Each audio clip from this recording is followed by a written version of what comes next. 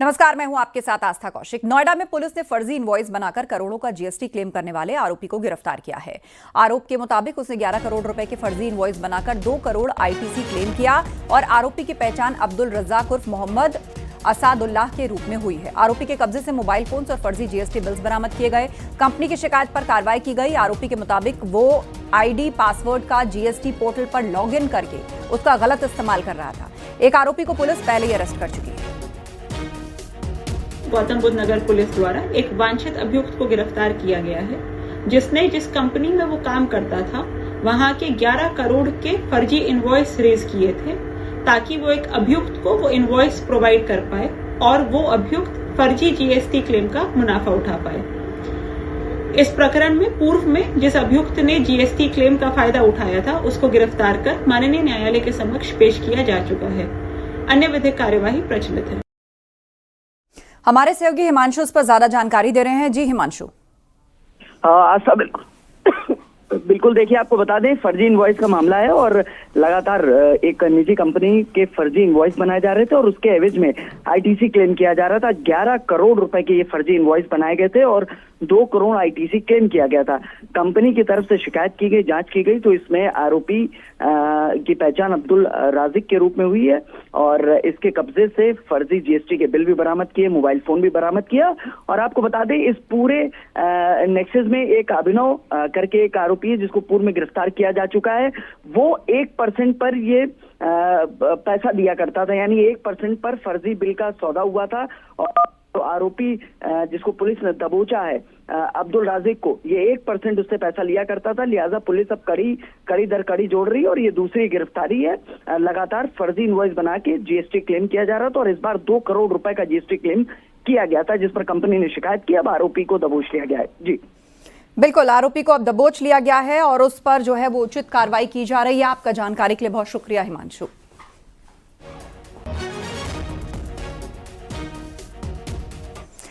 मिर्जापुर में एक सनसनीखेज मामला सामने आया। आरोप के मुताबिक समुदाय विशेष के युवक ने युवती पर ब्लेड से हमला करके उसका गला काट दिया। लड़की की हालत गंभीर है, उसे वाराणसी ट्रॉमा सेंटर रेफर किया गया है। आरोप के मुताबिक वो लड़की पर धर्म परिवर्तन कर शादी करने का दबाव बना रहा था, लेकिन लड़की ने धर्म परिवर्तन से इनकार किया और उसके बाद युवक ने घर में घुसकर उसका गला काट दिया। कटरा कोतवाली क्षेत्र के गणेशगंज इलाके की ये वारदात है। पीड़िता के भाई की शिकायत पर पुलिस ने केस दर्ज कर लिया है और मामले की तफ्तीश में जुट गई है। एसएसपी ने युवक की गिरफ्तारी के लिए 4 टीमें गठित की और जगह जगह दबिश दी जा रही है।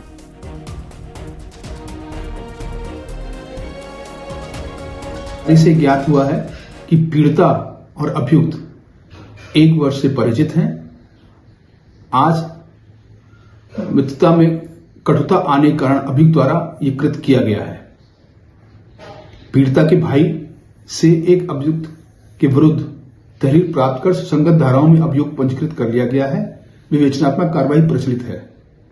पुलिस के द्वारा 7 लोगों को हिरासत में ले लिया गया है। जयपुर में दिल दहला देने वाली एक घटना सामने आई है, जहां पे समुदाय विशेष के एक सिरफरे युवक ने एक युवती का घर में घुसकर ब्लेड से गला काट दिया। बताया जा रहा है कि यह युवक 1 साल से युवती का धर्म परिवर्तन करा के शादी का दबाव बना रहा था। युवती के इनकार करने पे कल देर रात युवक युवती के घर में घुसता है और ब्लेड से गले समेत कई जगहों पे वार करता है। युवती वाराणसी के ट्रॉमा सेंटर में एडमिट है, जहां पे उसका इलाज चल रहा है। वही युवक फरार बताया जा रहा है। सुमित गर्ग, न्यूज़ 18 मुजफ्फरपुर। प्रयागराज पुलिस ने बीजेपी की गंगा पार जिलाध्यक्ष और पूर्व एमएलसी निर्मला पासवान के खिलाफ अमर्यादित टिप्पणी करने के आरोपी अकमल इमाम को गिरफ्तार किया। पुलिस ने उसे हंडिया कस्बे से गिरफ्तार किया। अकमल पर आरोप है कि उसने निर्मला पासवान के एक वायरल बयान को लेकर सोशल मीडिया प्लेटफॉर्म फेसबुक पर अपमानजनक टिप्पणी की। निर्मला पासवान ने इसको लेकर हंडिया थाने में नामजद एफआईआर दर्ज कराई थी। पहले तो थोड़ा बहुत मोहब्बत थी, लेकिन जब से पहलगाम में हमारी बहनों को धर्म पूछ के मारा गया, तब से मैं किसी भी मुसलमान को स्वीकार करना बिल्कुल भी नहीं चाहती। मैं देखना पसंद करती हूँ। जय हिंद, जय भारत। लखनऊ में सीएम योगी ने महापरिनिर्वाण दिवस पर बाबा साहेब भीमराव अंबेडकर को श्रद्धांजलि दी और इस दौरान दोनों डिप्टी सीएम भी मौजूद रहे। इस मौके पर सीएम योगी आदित्यनाथ ने ऐलान किया कि यूपी में जहां भी बाबा साहेब की मूर्ति है उनकी सुरक्षा के लिए बाउंड्री वॉल बनाए जाएंगे। इसके अलावा मूर्तियों के ऊपर छत भी बनाई जाएगी, क्योंकि कुछ शरारती तत्व मूर्तियों से छेड़खानी करते हैं, मूर्तियों को क्षतिग्रस्त करते हैं। निर्णय है कि उत्तर प्रदेश के अंदर जहां जहां भी बाबा साहब भीमराव अंबेडकर की मूर्तियां लगी हैं, उन मूर्तियों में अक्सर होता है कुछ शरारती तत्व आकर के मूर्तियों के साथ छेड़छाड़ करते हैं, क्षतिग्रस्त करने का कुत्सित प्रयास करते हैं। अब हमारी सरकार एक व्यवस्था बनाएगी, उन मूर्तियों की एक बाउंड्री वॉल बना करके उनकी सुरक्षा की व्यवस्था करेगी।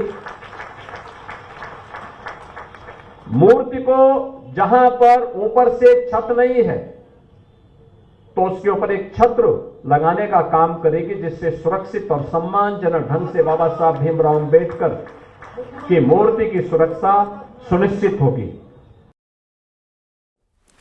उत्तर प्रदेश होमगार्ड्स के 63वें स्थापना दिवस के अवसर पर लखनऊ में सीएम योगी आदित्यनाथ कार्यक्रम में शामिल हुए और इस मौके पर सीएम ने कई होमगार्ड्स को सम्मानित किया। उन्होंने समारोह में कहा कि विभाग जल्द होमगार्ड जवानों को भी उपचार की कैशलेस सुविधा प्रदान करने का प्रस्ताव दे रहा है। आयुष्मान कार्ड की तरह होमगार्ड जवानों को भी इलाज के लिए कैशलेस सुविधा दी जाएगी। होमगार्ड के इन जवानों के लिए हम लोगों ने एक व्यवस्था और की है। हर थाने में होमगार्ड के जवानों के लिए भी एक रूम आरक्षित होना चाहिए, जिससे वह रह सके, अपने यूनिफॉर्म को, अपने आवश्यक कागजात को वहां पे सुरक्षित रख सके। और मैं विभाग से इस बारे में कहूंगा कि होमगार्ड के जवान को आयुष्मान भारत की तर्ज पर कैशलेस स्वास्थ्य की सुविधा उपलब्ध हो, इसके लिए एक प्रस्ताव बना करके भेजें। सरकार इसके बारे में कार्य करेगी और इसको आगे बढ़ाएगी। यूपी बीजेपी के नए अध्यक्ष को लेकर आज दिल्ली में बैठक। बीजेपी अध्यक्ष जेपी नड्डा ने बुलाई बैठक। बीएल संतोष समेत कई नेता मौजूद होंगे। जल्द होगा यूपी बीजेपी के नए अध्यक्ष का ऐलान।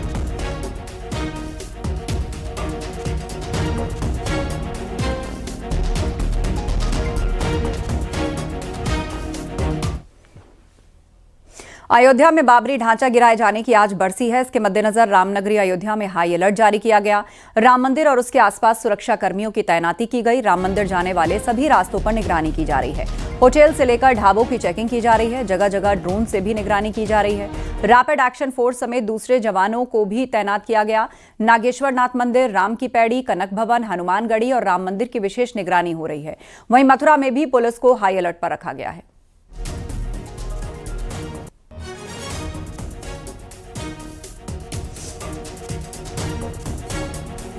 6 दिसंबर को लेकर अयोध्या की सुरक्षा व्यवस्था बेहद सख्त कर दी गई है। बाकायदा सीसीटीवी कैमरे से निगरानी रखी जा रही है, तो अयोध्या के प्रवेश द्वारों पर भी चेकिंग बढ़ा दी गई है।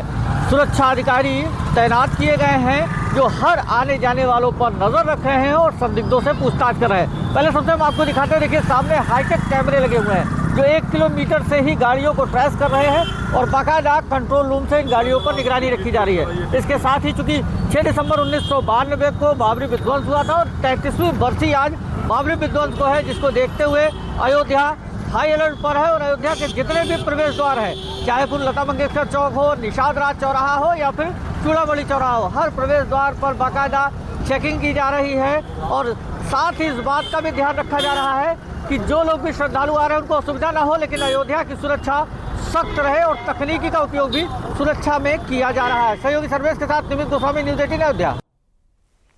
बाबरी ढांचा गिराए जाने की 33वीं बरसी पर पूर्व बाबरी पक्षकार इकबाल अंसारी का बयान सामने आया। उन्होंने कहा कि अयोध्या फैसले के विवाद के बाद से आगे बढ़ चुकी है। किसी भी तरीके के यौम गम मनाने की जरूरत नहीं है। अयोध्या में तेजी से विकास हो रहा है। देखिए, सुप्रीम कोर्ट का फैसला आया 9 नवंबर को 2019 में को जो है कोर्ट ने फैसला किया। पूरे देश के मुसलमानों ने जो है कोर्ट का सम्मान किया और आज का दिन जो है आज जो है 6 दिसंबर है, मंदिर बन के पूरा तैयार है, पूजा पाठ हो रहा है, मुसलमानों को कोई इतराज नहीं। खुशी खुशी लोगों ने जो है मंदिर का फैसला आया, देश के मुसलमानों ने सम्मान किया।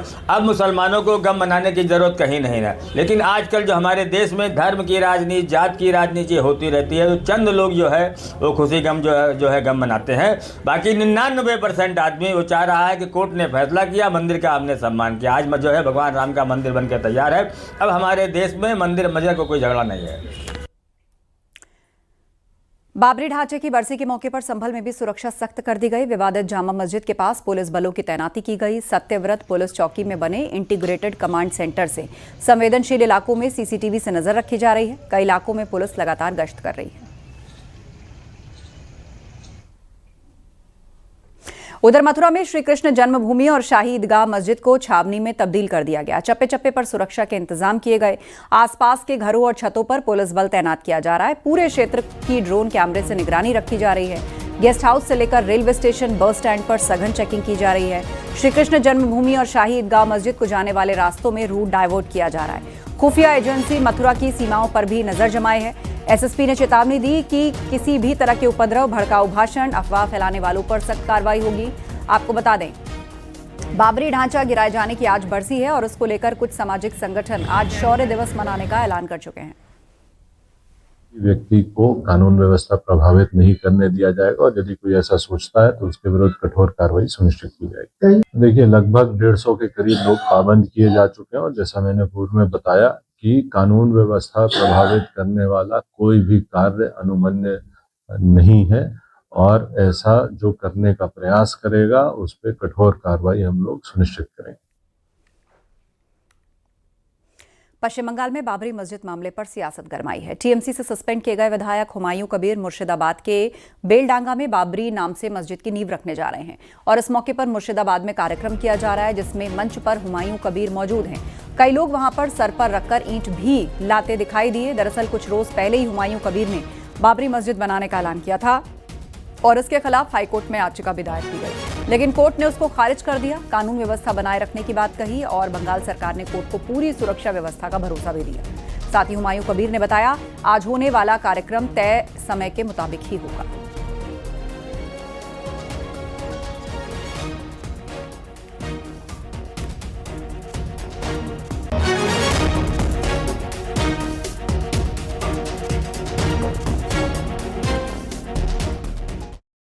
कुछ नहीं बोलूंगी, पुलिस मेरा पूरा सपोर्ट दे रहा है। पुलिस के साथ बात हो गया। कल ऑनरेबल हाईकोर्ट जो निर्णय लिया इसी पर मुर्शिदाबाद पुलिस, स्टेट पुलिस पूरा मेरे को सपोर्ट दे रहा है, मेरे को सिक्योरिटी दे रहा है, मेरे को शांति से होने के लिए पूरा सपोर्ट पुलिस वाला दे रहा है। रेजीनगर में आपको बुलाया क्या कोई नहीं बुलाया। आपको पास कौन बोला जो मेरे को बुलाया? मेरे को कोऑपरेशन करने के लिए बुलाया। मैं क्यों जाने का वक्त नहीं मिला। रात में पुलिस को अधिकारी के साथ में वेन्यू में बात हो गया। कोई नहीं बुलाया। आपको अपप्रचार कर रहा है। आपको दुश्मनी करके ये नहीं होने देने के लिए आपको किसी को बात मुझे मुख पर ऊपर है।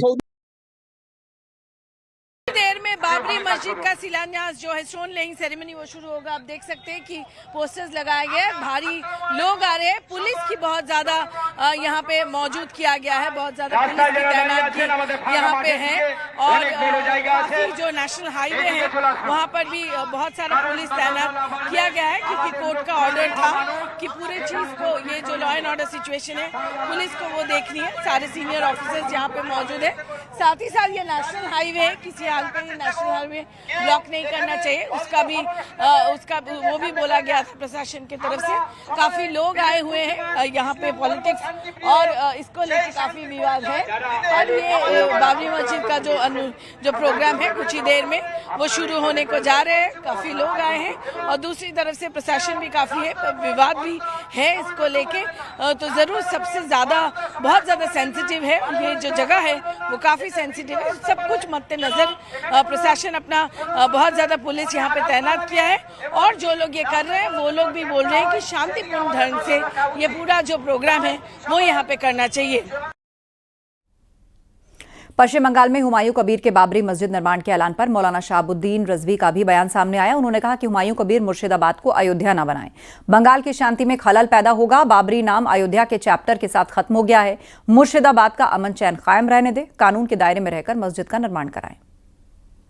विधायक हुमायूं कबीर साहब से मैं यही गुजारिश करूंगा कि बराए मेहरबानी मुर्शिदाबाद को अयोध्या बनने न दें, इसलिए कि अगर मुर्शिदाबाद अयोध्या बन गया तो फिर फिरका परस्त ताकतों को और कुछ संगठनों को ये मौका मिल जाएगा कि बंगाल के अमन शांति को दरहम बरहम किया जाए।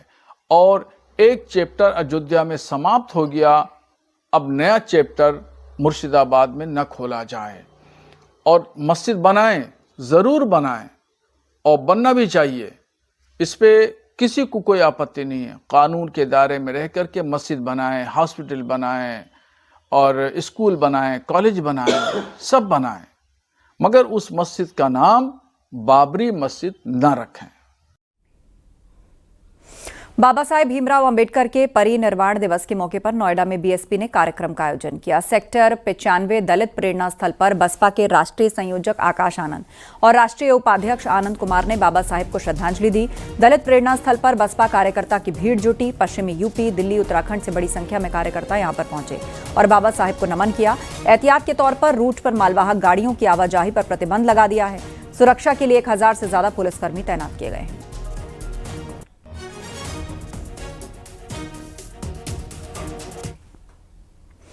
इंडिगो संकट के सरकार का बड़ा एक्शन और बढ़ते एयरफेयर पर उड्डयन मंत्रालय का एक्शन। मनमाना किराया जिस पर रोक लगानी होगी, मनमाना किराया नहीं ले पाएंगी एयरलाइंस, ये उड्डयन मंत्रालय की ओर से कहा गया है। बढ़ते एयरफेयर पर सरकार ने सख्ती दिखाई है। मनमाना किराया जिस पर रोक लगानी होगी एयरलाइंस को, वो नहीं ले पाएंगी एयरलाइंस। इंडिगो संकट पर सरकार का बड़ा एक्शन, बढ़ते एयरफेयर पर उड्डयन मंत्रालय का एक्शन। मनमाना किराया इस पर रोक लगानी होगी, उड्डयन मंत्रालय ने कहा। मनमाना किराया नहीं ले पाएंगी एयरलाइंस। इंडिगो क्राइसिस से यात्रियों को परेशानी जारी है। दिल्ली, मुंबई, हैदराबाद, पुणे और चेन्नई जैसे शहरों में यात्रियों को घंटों इंतजार, लंबी कतारें, अनिश्चितता का सामना करना पड़ रहा है। इन तस्वीरों से यात्रियों को हो रही परेशानी का अंदाजा लगा सकते हैं। कई जगहों पर परेशान यात्रियों का हंगामा भी देखने को मिल रहा है।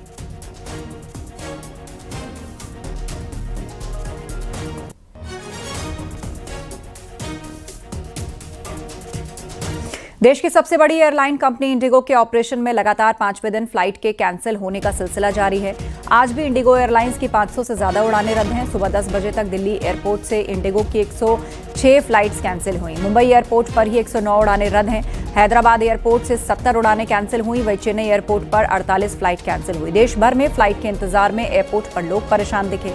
बताया जा रहा है 10 से 15 दिसंबर तक हालात सामान्य होंगे। दिल्ली, मुंबई, बंगलुरु, चेन्नई एयरपोर्ट पर रात भर पैसेंजर परेशान रहे।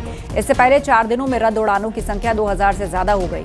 करीब 3 लाख यात्री सीधे प्रभावित हुए। आज और कल इंडिगो की 25 से 30% ज्यादा फ्लाइट्स रद्द या लेट हो सकती हैं।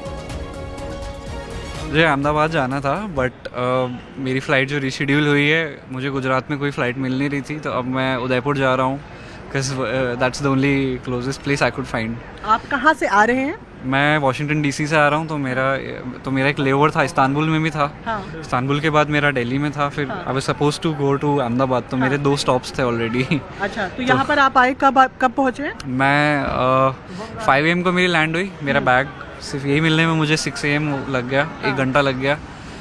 और मैं इस लाइन में just to get my flight rescheduled, मुझे 2.5 घंटे लग गए पूरे। इंडिगो के फ्लाइट के कैंसिल होने का सिलसिला जारी है। इंडिगो की तरफ से लगातार सॉरी बोला जा रहा है, लेकिन परेशान यात्री सॉरी का क्या करेंगे? तो लखनऊ से दिल्ली इंडिगो उड़ानें रद्द, वी आर सॉरी, ये इंडिगो की तरफ से कह दिया गया। लेकिन सवाल उन यात्रियों का है, एयरलाइंस ने तो सॉरी बोल दिया, लेकिन अब यात्रियों का क्या होगा? उनके पास क्या विकल्प है? बहुत से लोग होंगे जिनके पास समय कम होगा और इसीलिए लोग फ्लाइट से अप डाउन करते हैं समय बचाने के लिए, कहीं ज़रूरी पहुंचना होता है। तो ऐसे में कितनी असुविधा यात्रियों के लिए, क्या उनके लिए ऑल्टरनेट, इस पर अब एक बड़ा प्रश्न चिन्ह लग गया। इंडिगो की आज भी 500 उड़ानें रद्द हैं। इंडिगो के संकट के बाद लखनऊ एयरपोर्ट पर हंगामे के बाद सन्नाटा पसर गया है। आज भी इंडिगो की लखनऊ दिल्ली की सभी उड़ानें कैंसिल हुई। पायलट की कमी से जूझ रही इंडिगो का संकट बढ़ गया। वहीं इंडिगो पर संकट के बाद से फ्लाइट्स के टिकट भी काफी महंगे मिल रहे हैं। लापरवाही और मिसमैनेजमेंट का खामियाजा अब आम लोगों को भुगतना पड़ रहा है। देश भर के सभी एयरपोर्ट पर लगातार कैंसिल हो रही इंडिगो की फ्लाइटों से लोग परेशान हैं। इस वक्त मैं राजधानी लखनऊ के चौधरी चरण सिंह अंतर्राष्ट्रीय एयरपोर्ट पर खड़ा हूं, जहां पर आप देख सकते हैं कि आज जो लगातार इंडिगो की फ्लाइट कैंसिल हो रही थी, हंगामा हो रहा था, उसके बाद फिलहाल इंडिगो के इस काउंटर पर सन्नाटा पसरा हुआ है। लगातार हो रहे बवाल को देखते हुए इंडिगो ने फिलहाल अपनी कुछ फ्लाइट जो है कैंसिल की है, ताकि लोग एयरपोर्ट पर आकर हंगामा ना करें, क्योंकि इंडिगो की इस लापरवाही के चलते इसका खामियाजा आम जनता को भुगतना पड़ा है। कैमरामैन अनिल कुमार के साथ राजीव प्रताप सिंह, न्यूज़ 18 लखनऊ।